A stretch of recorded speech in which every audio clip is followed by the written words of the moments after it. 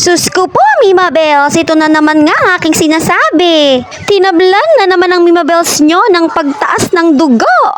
Kagabi kasi mga Mima, di nag-early dinner ako. After kong kumain ng dinner namin, aba, bigla naman na akong nahilo. Di I can feel it na baka nga mataas na naman ang aking dugo. Pero Mima, hindi naman daw ako high blood.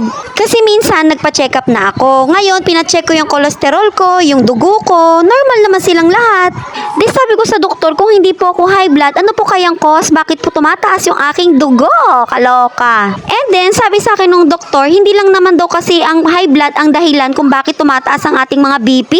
Pwede rin daw na ang cause ng inyong pagtaas ng BP ay pwedeng stress ka or pagod ka. So, noong mga panahon na yun, nung nagpa-check up ako, 4 months ago na kasi yun mga Mima Bells. So, ang tingin ko, stress ako kasi hindi naman ako napapagod noon. I mean, kasi nandito naman si RJ noon. So, hindi ako napapagod kasi tinutulungan niya naman ako sa mga gawaing bahay, mag-alaga ng mga junakis, ganun. Time na yan mga Mima, wala dyan ang mga junakis ko.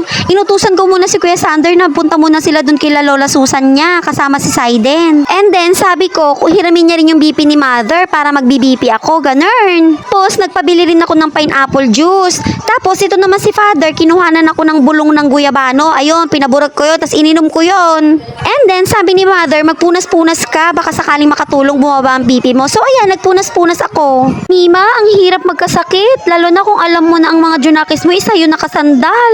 Tapos, nakaramdam din ako yan kanina ng sobrang lungkot. Ewan ko ba kung bakit. Pero mga Mima, mas pinili kong tignan yung bright side, yung positive lang. Ayoko kasi ng mga malungkot na ganito. Kaloka. And then, after kong magpunas-punas, uminom na rin ako ng guyabano noon. Ayan, ako'y magbi-BP ulit. Pangalawang BP ko na yung mga Mima.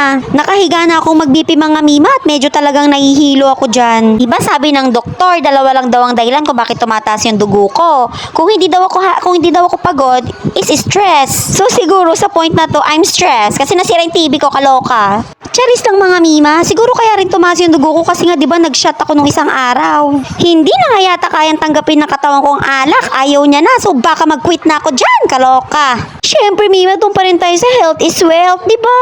Alam nyo Mima, nag-start lang naman yung pagtaas-taas ng dugo ko nung magbuntis ako kay Bebo. Yun bang 2 weeks na lang manganganak na ako? Diyos ko, yung 2 weeks na yun, hindi talaga bumababa yung dugo ko, kaloka talaga. And then, ayan na, dyan na nag-start yung pagtaas ko ng dugo minsan. Mima, ako sa food ang naman, hindi naman ako masyadong malakas kumain ng kanin, swear. Charis. Explain ka, girl.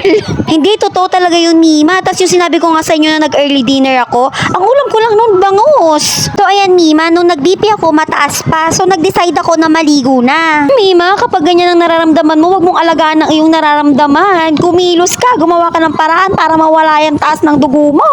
Di ayan nga, naligo ako. So, after 30 minutes, nag-BP ulit ako. Mima, kung napapansin ninyo, pag nag-BP ako, lagi ako nakatingin sa taas or hindi ko tinitignan yung screen ng BP. Parang nagkaroon kasi ako ng phobia nun, Mima. Kasi nga, diba, nung kapapangano ko kay Bebo, di gusto ko na nga umuwi. Kaso hindi ako makauwi-uwi dahil nga mataas yung BP ko. Yun bang nagka-phobia ako na tuwing kukuhanan ako ng BP? Bakit ba ganun? Kinakabahan ako, tas laging kinakalabasan mataas. Kaya yun, hindi na ako tumitingin sa screen. Then, ayan, Mima, tapos na ako mag-BP. Ayan, medyo bumaba na siya. Actually, normal na siya. So, yun lang muna, Mima. Ako'y magpapahinga na muna. Thank you for watching. Alagaan yung katawan ninyo. Bye-bye!